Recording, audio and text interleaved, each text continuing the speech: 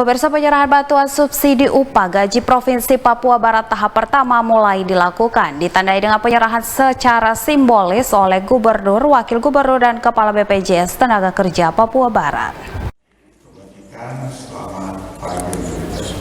Bertempat di Hotel Aston New Manokwari, Gubernur Domingus Mandacan secara simbolis menyerahkan bantuan subsidi upah atau gaji tahap pertama kepada para pekerja yang masih aktif minimal hingga Juli 2020.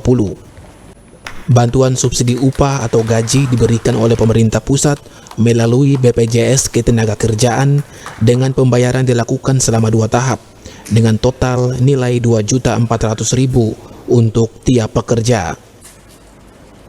Bantuan yang diberikan kepada para pekerja aktif dan juga diberikan kepada pekerja informal seperti tenaga honorer di Pemda namun yang masih aktif. Syarat penerima adalah masih sebagai pekerja aktif, memiliki KTP elektronik serta pengajuannya dilakukan oleh perusahaan yang bersangkutan. Jadi terkait dengan Hermawati Siregar selaku Kepala Bidang Hubungan Industrial Pengawasan Tenaga Kerja Dinas Tenaga Kerja dan Transmigrasi Papua Barat menjelaskan, pemerintah pusat memberikan kuota 50.000 bagi penerima bantuan untuk Provinsi Papua Barat.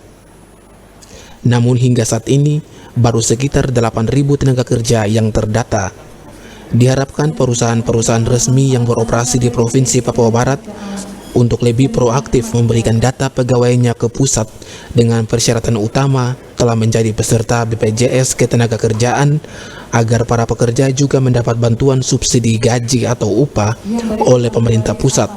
Jadi terkait dengan bantuan subsidi upah yang sekarang lagi di launching khusus untuk Papua Barat, ya, memang merupakan suatu bantuan kepada para pekerja yang masih aktif, ya, aktif paling tidak sampai dengan Juli 2020, ya, terhadap pekerja aktif yang ada di perusahaan maupun pekerja informal, ya, dalam hal ini yang ada di honor Pemda.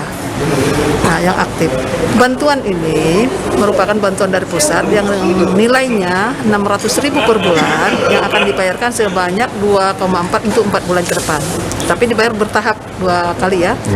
Nah, syarat penerimanya jelas yang saya katakan tadi, ya, peserta aktif warga negara Indonesia sesuai dengan ketentuan yang dari Kemenaker.